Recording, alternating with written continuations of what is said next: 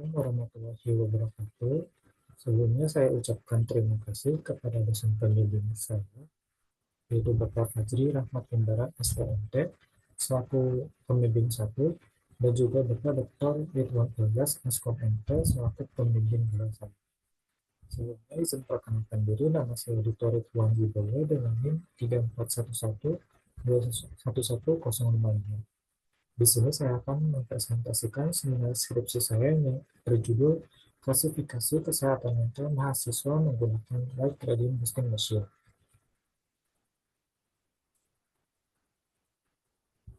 Dimulai pada latar belakang, di mana kesehatan mental mahasiswa merupakan isu yang krusial, dengan tingkat tekanan psikologis yang terus meningkat, namun rendahnya penerimaan perawatan.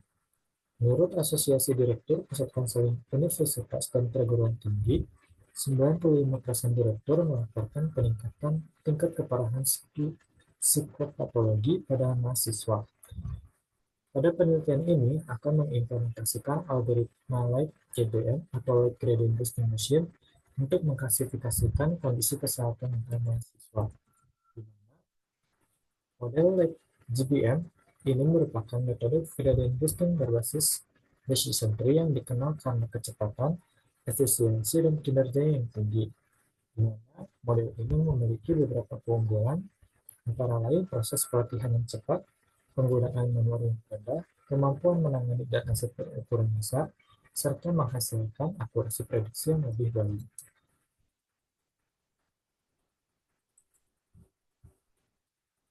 Berdasarkan latar belakang yang sudah didefinisikan, terdapat rumusan masalah dalam penelitian ini, antara lain bagaimana penggunaan parameter class weight dan hyperparameter tuning dalam menangani data yang tidak seimbang, lalu mengidentifikasi fitur yang paling berpengaruh sebagai analisis tentang fitur yang mempengaruhi klasifikasi. Kemudian, pada batasan penelitian, dibatasi di mana dataset kesehatan mental yang digunakan berasal dari penelitian terdahulu, dengan kategori yang diambil adalah student. Kemudian sebagian besar datanya itu dari benua Amerika, Eropa, Asia, dan tidak mencakup pengembangan aplikasi atau sistem untuk melakukan klasifikasi kesehatan mental mahasiswa. Tujuan penelitian ini antara lain melakukan proses hyperparameter tuning dalam menangani data kesehatan mental yang tidak seimbang agar dapat menghindari adanya overfitting atau underfitting. Lakukan analisis untuk mengidentifikasi fitur-fitur yang paling berpengaruh dalam klasifikasi menggunakan teknik SHAP. Untuk selanjutnya dapat dilihat pada metode penelitian yang dilakukan antara lain pengumpulan dataset, di mana dataset yang digunakan terdiri dari 61.794 baris, kemudian terdapat 16 kolom di mana 15 kolom fitur dan 1 kolom target. Kemudian pada dataset ini terdiri dari 3 kelas, antara lain ada no, sure, dan yes. Untuk selanjutnya, data akan masuk ke dalam proses pre-processing, di mana pada tahap pre-processing terdapat tahapan-tahapan yang akan dilakukan, antara lain duplicate data, yaitu dengan menghapus data yang duplicate, kemudian missing value, yaitu dengan menggunakan imputasi dengan nilai modus, kemudian data encoding, yaitu transformasi dari bentuk kategori menjadi numerik, kemudian imbalance data, yaitu menggunakan parameter class weight, hyperparameter tuning menggunakan grid search, dan terakhir melakukan resampling menggunakan ADASIN. Selanjutnya data akan dibagi menjadi dua, yaitu antara data latih dan data uji, dengan perbandingan 80 berbanding 20. Pada data latih akan dilakukan teknik cross validation, yaitu melakukan evaluasi dengan validasi yang digunakan untuk evaluasi hasil analisis, di mana pada tahap cross validation terdiri akan dilakukan 3 percobaan, antara lain 3 volt, 5 volt, dan 10 volt. Kemudian dilanjut pada tahap training model menggunakan LabGBM, di mana hasil training tersebut akan berupa bobot, di mana bobot tersebut akan digunakan pada data uji. Kemudian masuk pada tahap evaluasi, akan menghasilkan akurasi, precision, recall, F1 score, dan conversion matrix. Dan terakhir masuk pada tahap interpretabilitas model menggunakan SHAP.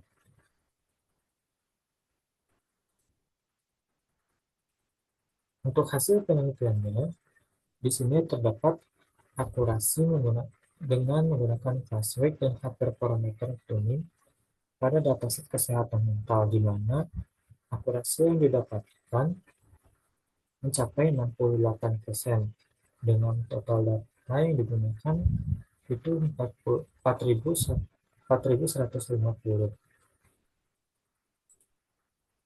Kemudian untuk selanjutnya terdapat hasil akurasi dengan menggunakan class weight, hyperparameter tuning, dan ADASYN, di mana hasil yang didapatkan turun 1%, yaitu sekitar 67%, dengan total data yang digunakan 4.782 data uji. Dan terakhir, ini merupakan visualisasi SHARP, yaitu menganalisis fitur yang berpengaruh dalam klasifikasi kesehatan mental mahasiswa, di mana pada visualisasi tersebut terdapat 6 fitur yang berkontribusi dalam klasifikasi kesehatan mental, antara lain fitur country, fitur treatment, fitur mental health interview, fitur family history, fitur gender, dan fitur self-employed.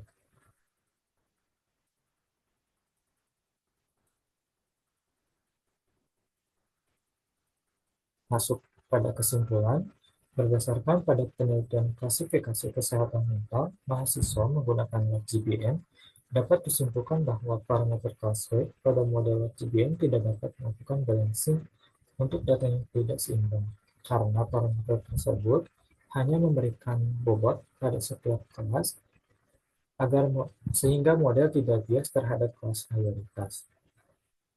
Selain itu, parameter tersebut dapat meningkatkan performa model terhadap kelas minoritas atau yang jarang muncul. Sehingga model FGBM fokus terhadap kelas minoritas, karena pada kelas minoritas akan diberikan bobot lebih banyak. Untuk data yang tidak seimbang dilakukan dengan menggunakan teknik ADASYN, yaitu teknik oversampling, yaitu dengan menambahkan data sintetis atau data buatan terhadap data yang termasuk ke dalam kategori minoritas. Hasil akurasi yang diperoleh dengan menggunakan model GBM yaitu mencapai 0,67, di mana hasil tersebut menunjukkan performa yang baik dalam melakukan klasifikasi kesehatan mental. Kemudian untuk fitur yang berpengaruh menggunakan SHAP, itu terdapat 6 fitur, antara lain country, treatment, mental health interview, kemudian family history, gender, dan self-employed.